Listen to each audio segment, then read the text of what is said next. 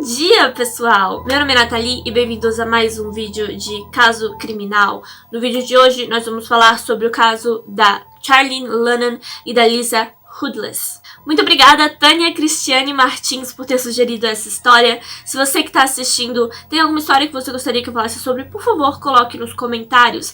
Eu sei que tem um pessoal que tá louco para que eu fale as histórias que eles pediram, mas eu já expliquei algumas vezes que quando eu não encontro conteúdo suficiente, eu não consigo fazer o vídeo. E aí eu espero dar mais um tempo, vai que alguém vai postar na internet um vídeo sobre, vai que alguém vai encontrar mais alguma coisa sobre o caso e vai postar em um artigo, ou, sabe, em um site. Eventualmente pode ser que eu faça, mas se demorar muito, é porque eu não tenho informações suficientes ainda, então não dá pra formar um vídeo bom, um vídeo bem articulado. Eu tô pensando em julho, porque em junho eu ainda quero fazer aquela coisa toda dos Dia dos Namorados que eu fiz ano passado, quero fazer de novo. Em julho eu tô pensando em focar nos casos pedidos. Eu tô pensando em focar nos pedidos de vocês e ver se eu consigo fazer, tipo, vários dias de pedidos. Eu espero que eu consiga. Ok? Vamos lá. Como sempre, antes de começar, eu quero dizer que eu não quero ofender ninguém com as coisas que eu falo nos meus vídeos de casos criminais. Eu faço esses vídeos por motivos educacionais, para que esses casos fiquem mais conhecidos e esses assuntos sejam mais discutidos. No vídeo de hoje, a gente vai falar sobre crianças, sobre sequestro, sobre abuso sexual e pedofilia. Então, se você tem alguma coisa, algum gatilho com esses assuntos, por favor, tome cuidado. Charlene Lennon nasceu em Londres. Em 1997, a mãe dela faleceu, então ela foi morar com o pai na cidade de Hastings. Quando começou a frequentar a nova escola, ela conheceu Lisa Hoodless. E a partir daí as duas se tornaram super amigas. Elas também viviam bem próximas uma da outra, então era muito fácil para as duas se verem fora da escola. Elas se viam quase todos os dias, se falavam no fim de semana, saíam juntas. Era uma amizade muito boa. Com 10 anos de idade, as meninas resolveram pedir aos pais para que deixassem elas caminharem até a escola sozinhas. Os pais, é claro, ficavam um pouco apreensivos, mas não era um caminho longo e as meninas eram bem educadas, bem responsáveis. Elas já saíam sozinhas, tipo, quando estavam no shopping com os pais deixavam elas saírem sozinhas, conhecerem os lugares sozinhas. Então eles pensaram que tudo bem, elas, tipo, estavam indo direto pra escola. Era um caminho em linha reta, não tinha nenhuma curva. Era, sabe, era seguro, era seguro. Então eles deixaram, eles permitiram. Numa terça-feira, dia 19 de janeiro de 1999, a Lisa e a Charlene se encontraram no fim da rua para caminhar juntas até a escola. Levava mais ou menos 5 minutos, elas já faziam isso há algumas semanas. Porém, naquela manhã, elas estavam atrasadas, elas achavam que estavam atrasadas. Então, elas resolveram pegar um atalho, que era uma esquina que dava por outro caminho. Era uma rua residencial normal, assim como a rua onde elas viviam, e não havia nada de diferente daquela rua para a rua delas. Um homem estava passando de carro pela rua quando, sem querer, a Charlene empurrou a Lisa para dentro da estrada. A Lisa era um pouco mais magrinha, um pouco mais frágil, então ela caiu no chão. Esse carro que passava parou às pressas para não atropelar a Lisa e ela não se machucou, então ele freou a ponto de não encostar nela, foi só um susto. Porém, o homem saiu do carro, pediu desculpas e agarrou as meninas. He put his arm around my mouth and picked me up and put me in his boot. I was hoping that someone would actually come out of their house and say something, but no one did. Ele disse para elas fazerem o que ele mandava. O homem pegou a Lisa nos braços, gritando de medo, e a jogou no porta-malas do carro. A Charlene, infelizmente, ficou paralisada. Ela não sabia o que fazer, tudo aconteceu tão rápido. Ela não sabia se corria, se ajudava a amiga, mas ela não queria deixar a amiga ali sozinha. I just froze, I couldn't talk, I couldn't scream. Ela já estava assustada, chorando, ela não queria deixar a Lisa ali. Então, o homem mandou ela entrar no porta-malas do carro e ela obedeceu. O homem que a sequestrou se chamava Alan Hopkinson. Ele tinha 46 anos de idade e era um pedófilo conhecido na área por sequestrar meninas. Ele vivia sozinho. Aos 30 anos de idade, ele resolveu se relacionar com uma prima dele. Eu tô listando fatos. Mas esse relacionamento com a prima não durou muito. O Alan mantinha um diário onde ele escrevia sobre querer sequestrar moças e expor o corpo dele para elas. Nos anos 90, ele sequestrou uma menina de 11 anos e levou para um bosque, onde a estuprou, e depois a levou de volta para casa.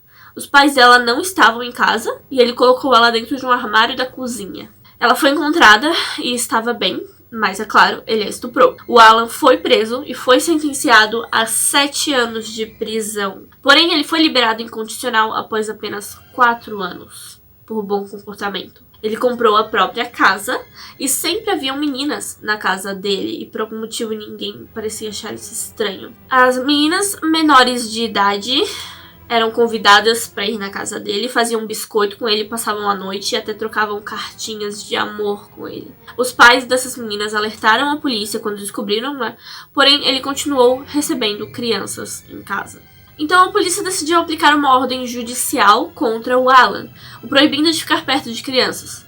Porém, quando essa ordem de restrição ainda estava em andamento, não tinha sido feita, ele sequestrou a Lisa Hoodless e a Charlene Lannan. Quando as aulas começaram, elas não estavam presentes, os professores achavam que as meninas simplesmente estavam doentes, né? E os pais, é claro, achavam que as meninas estavam na escola. Ninguém viu elas serem levadas, nenhum morador daquela rua saiu de casa naquele momento. Em questão de alguns segundos, o Alan as colocou no porta-malas e saiu de lá. E aí ele dirigiu por volta de 40 minutos. No porta-malas, a Lisa chorava muito e a Charlene tentava acalmá-la. A Charlene parecia assim, estar em choque. Ela simplesmente não sabia o que estava fazendo, ela só queria ajudar a amiga e estava ali para isso. Eventualmente, o Alan estacionou em uma pista deserta, abriu o porta-malas, tirou a Charlene de lá, mas deixou a Lisa ainda presa na escuridão. Provavelmente porque ela ainda estava chorando muito. Ele sentou no carro, colocou a Charlene no seu colo e começou a fazer perguntas para ela. And sat me on his lap and he was just asking me loads of questions like what's my favorite color, like what do I like to eat. Ela perguntou seu nome, sua cor favorita, o que ela gostava de comer e disse que não planejava machucá-las e que só esperaria os pais perceberem seu desaparecimento para pedir por um resgate. Mas isso não era verdade. He was really calm the whole time, just really calm. Depois de conversar com a Charlene ali, ele colocou ela de volta no porta-malas e dirigiu até a sua casa. Chegando lá, o Alan deixou a Charlene no carro, pegou a Lisa e a levou até o seu apartamento. Tied me up with a pair of tights and he took my name and address down, I don't know, and asked me like what my favourite food was and my favourite colour and weird questions like that, and then he left me there. Ele aprendeu, fez várias perguntas para ela e a deixou sentada no sofá. Então ele voltou pra garagem, pegou a Charlene e colocou ela em um saco de lixo. Porém, o saco estava rasgando, ela era muito pesada e ela não conseguia respirar lá dentro. Então ela pediu pra tirar ela de lá de dentro, que ela ia com ele de boas. Ela estava até agora cooperando com ele, porque ele precisava esconder ela dentro de um saco de lixo. Ela caminhou com ele até o apartamento, depois que ele deixou ela sair do saco de lixo, né? Caminhou com ele calmamente, a Charlene olhou em volta, pedir ajuda se alguém aparecesse nos corredores do apartamento, nas janelas, mas não tinha ninguém. And I just walked up the stairs with him, and there was no one about, I couldn't see no one. O apartamento dele era bem pequeno, tinha um quartinho com uma cama de solteiro, uma cozinha pequena, um sofá e um banheiro. Quando chegou lá, a Charlene percebeu que as mãos da Lisa estavam ficando roxas, porque ele a amarrou com muita força. Porém, ele a ignorou, levou a Charlene até o quarto e tentou estuprá-la. Não se sabe se dessa primeira vez ele conseguiu, porque ele não admitiu nada e ela era uma criança. Ela não tem certeza. Mas ela acha que da primeira vez, não. Nessa primeira tentativa ele não conseguiu. A Lisa só entendeu o que aconteceu quando a Charlene saiu do quarto e tentou explicar pra ela o que tinha acontecido. As duas tinham a mesma idade, mas às vezes, né, dependendo da família, da criação da criança, ela ainda não entende bem essas coisas. Então ela meio que teve que explicar. Às 3 da tarde, a mãe da Lisa foi até a escola buscá-la. Foi quando os professores a informaram que a Lisa não apareceu na escola naquele dia. A mãe ficou preocupada, mas ela não pensou que fosse sequestro nem nada disso. Ela só achava que talvez as meninas tivessem resolvido passar o dia num parquinho, alguma coisa assim. Era uma coisa errada, elas não deviam fazer isso, mas não era tão ruim.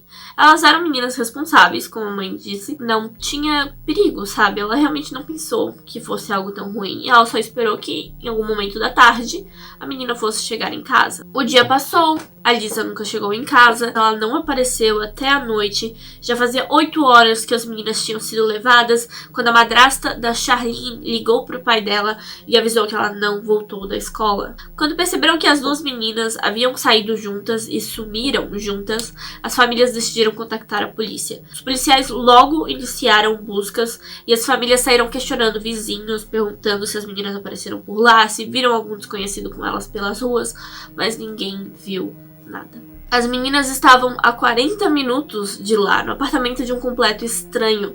Naquela noite, elas comeram os lanches que as mães tinham preparado para elas na escola. O Alan deu um cobertor para elas e deixou que dormissem no sofá. As meninas estavam assustadas, elas não queriam dormir, mas crianças ficam cansadas facilmente. A Lisa logo caiu no sono, porém a Charlene conseguiu ficar acordada a noite toda, cuidando da amiga. Ela literalmente cuidou da amiga durante todo o sequestro. E a Charlene via o Alan andando pra lá e pra cá no apartamento. Ele também não dormiu, de acordo com ela. He never slept. I never saw him sleep.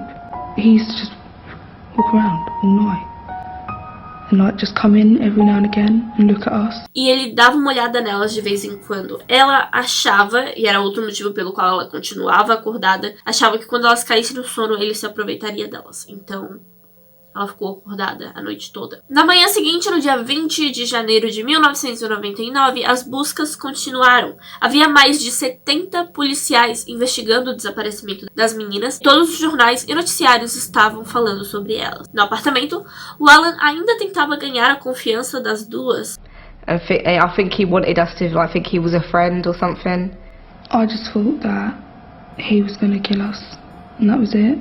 Tentou manipulá-las, dizendo que havia ligado para as famílias e que não queriam as meninas de volta. Ele disse para duas meninas de 10 aninhos, que a sua família não queria elas de volta. O Alan dizia também que os vizinhos dele odiavam crianças e que se elas tentassem fugir, os vizinhos matariam elas, que pelo menos ele não estava matando elas. Acredita-se, algumas pessoas acreditam que o Alan, ele queria o relacionamento dele com essas meninas, com qualquer criança que ele tentasse se relacionar, ele queria que fosse uma coisa mútua, um relacionamento, um consentimento mútuo. Ele queria que os dois quisessem aquilo. Ele não queria forçar nada. Então ele sequestrou duas meninas, mas ele ainda estava tentando conseguir a confiança das duas. Queria que a síndrome de Estocolmo batesse para que as duas gostassem dele, de verdade. Ele não tivesse que se forçar nelas. Ainda bem que as meninas eram fortes e eram bem inteligentes e sabiam que aquilo era errado, então não permitiram. Durante todo o sequestro, as meninas acreditavam que seriam mortas por ele, e naquele mesmo dia, os pais das meninas fizeram um apelo na TV. Apareceram em frente às câmeras e pediram para que as meninas fossem devolvidas em segurança. Infelizmente, os jornais estavam fazendo histórias sobre o pai da Charlene e culpando ele por isso tudo, como se ele tivesse culpa de alguma coisa, porque ele havia usado drogas durante muito tempo, mas isso foi antes até dele ser pai. Antes até dele conhecer a mãe da Charlene. Então, meio mal, né? Meio forçado, meio ruim. Mas era uma coisa que os jornais estavam fazendo. No fim da tarde, em Eastbourne, que era a cidade onde o Alan morava, ele colocou as meninas no porta-malas do seu carro novamente e as levou para a casa dos pais dele. Os pais dele estavam viajando, então ele entrou com as duas. Ele amarrou a Lisa novamente e levou a Charlene para outro quarto, onde tentou estuprá-la novamente. E dessa vez ele conseguiu. I started crying because he really hurt me. Quando ouviu a amiga gritando, a Lisa correu pro quarto e ela sabia o que tinha acontecido, mas era tarde demais. A Charlene não conseguia se mover. I was actually completely numb. E, de acordo com ela, era como se ele tivesse sugado a alma dela. Ela não conseguia falar, ela não conseguia reagir. Naquele momento ela não conseguia fazer nada. Ela estava em total choque. Ele as levou de volta pro apartamento naquela noite. No dia seguinte, dia 21 de janeiro, a cidade de Hastings estava sendo virada do avesso por 300 policiais, 20 equipes de busca e 50 recrutas do exército, todos procurando pelas meninas. As fotos delas estavam por toda parte e foi quando eles resolveram ampliar as buscas para cidades vizinhas, incluindo Eastbourne. Isso porque eles descobriram um caso de uma menina que relatou ter sido abusada por um homem durante meses na cidade de Eastbourne. O nome desse cara era Alan Hopkins. A polícia decidiu investigá-lo melhor. Por algum motivo eles não foram para casa dele naquele momento, porque ainda estavam vendo se realmente era necessário, né? Tinha muita gente ocupada procurando pelas meninas, eles ainda não resolveram assim, não vamos apontar suspeitos ainda. A Alyssa e a Charlene, naquele terceiro dia de cárcere privado, perceberam que ele estava ficando nervoso. Ele sabia que seria pego mais cedo ou mais tarde, e de acordo com as meninas, dava pra ver isso nos olhos dele. And we said that he should drop us off like in the middle of the night, and we like promised that we'd never tell no one, and we would never tell the police, or like obviously me and Lisa planned to, but we were just trying our hardest. As meninas, na verdade, se aproveitaram disso, tentando fazer com que ele as deixassem ir embora, até que ele finalmente disse: ok, eu vou levar vocês pra casa. Mas era mentira. As meninas ficaram super alegres. Naquela noite ele deixou que elas tomassem banho. Elas não tinham tomado banho ainda desde que chegaram. Colocou elas no carro e dirigiu até uma área arborizada no litoral. Ele não planejava levar as meninas para casa. Ele planejava jogá-las de um penhasco. Alan obrigou as duas a saírem do carro, olhou para elas e mudou de ideia. Ele olhou para elas e disse: não, eu não terminei. E levou elas de volta para o apartamento. Foi no fim do dia 21 que a polícia concluiu que aquele só podia ser um caso de sequestro. Tipo, eles realmente perceberam, não. Elas provavelmente foram levadas porque elas não estão em lugar nenhum. Sabe, se as meninas tivessem simplesmente saído andando sozinhas, a gente já teria encontrado elas. Então o pai da Charlene resolveu aparecer na TV e pedir para que o sequestrador a devolvesse. Alan forçou as meninas a assistir aquilo e as convenceu de que o pai dela achava que elas estavam mortas.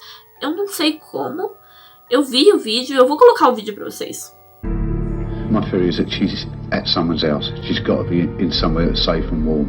You know, and I'm just hoping and trying to stay positive that's a safe place for her to be. If you're right, if they are in somebody's house and somebody's obviously looking after them, what do you say to that person? I say that person, please send them home. Acho que pareça que ele acha que a filha dele morreu, sabe? Ele tá pedindo pra elas voltarem com segurança. No dia 22 de janeiro, os policiais resolveram mudar essa investigação de sequestro para um possível assassinato. Eles não faziam ideia do que tinha acontecido com as meninas, eles realmente achavam que elas estavam mortas, porque em quase todos os casos, após 4 dias de desaparecimento, as vítimas estão mortas. Naquele dia, no apartamento, Alan começou a se interessar mais pela Lisa. Agora que ela estava mais calma. Ela ainda estava com muito medo, mas ela não estava gritando, chorando tanto quanto antes. Ele a levou pro quarto, mas não tentou fazer nada, porque mais uma vez ele queria a confiança das meninas, para mostrar que ela podia confiar nele. Mas ela simplesmente não parava de chorar. Mesmo quieta, ela ainda, tava com muito medo, não parava de chorar. Ela sabia o que ele tinha feito com a Charlene e ela não queria que fizesse aquilo com ela também. Eventualmente, ele deixou que ela voltasse pro sofá com a Charlene. Foi só naquele dia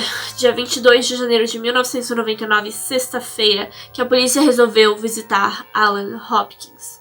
As meninas estavam sentadas no sofá quando alguém bateu na porta. Alan ficou nervoso, começou a xingar e andar pra lá e pra cá. He was like pacing back and forth and he was just swearing.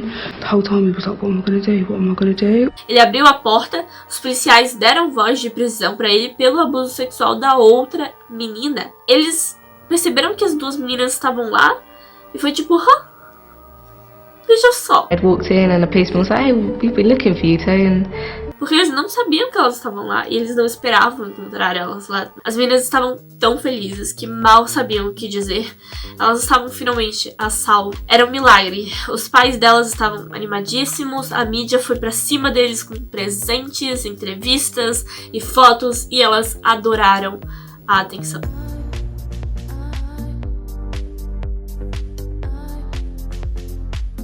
Best known pair of best friends. I was cuddling on my mum and dad and having a little chat and Can you lift the mic? then I had a nice hot shower. What did you miss the most?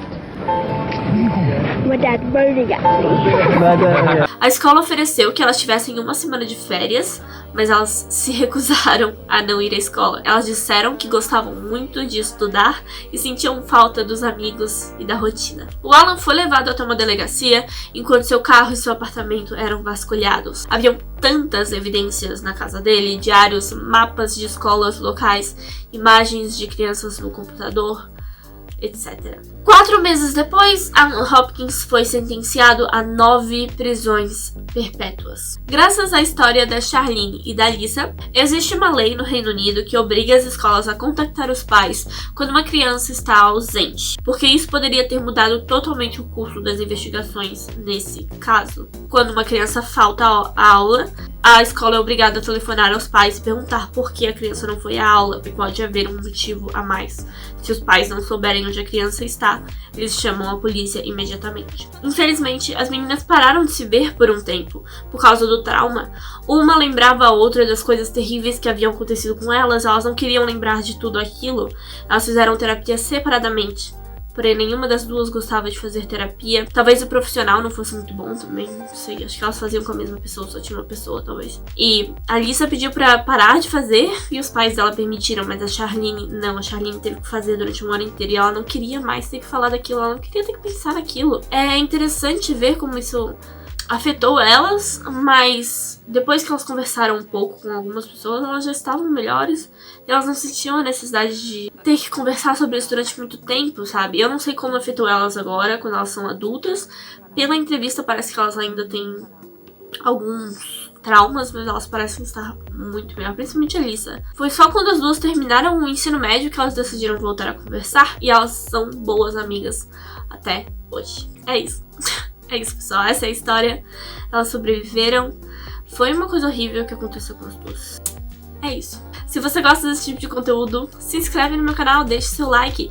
Muito obrigada se você assistiu até aqui. Muito obrigada se você respondeu as minhas enquetes. Eu tenho fazendo essas enquetes todas as semanas. E esse foi o caso mais votado na enquete de semana passada. Muito obrigada se você deixou seu comentário, se você deixou seu like, se você se inscreveu no meu canal. E eu vejo vocês no próximo vídeo. Tchau!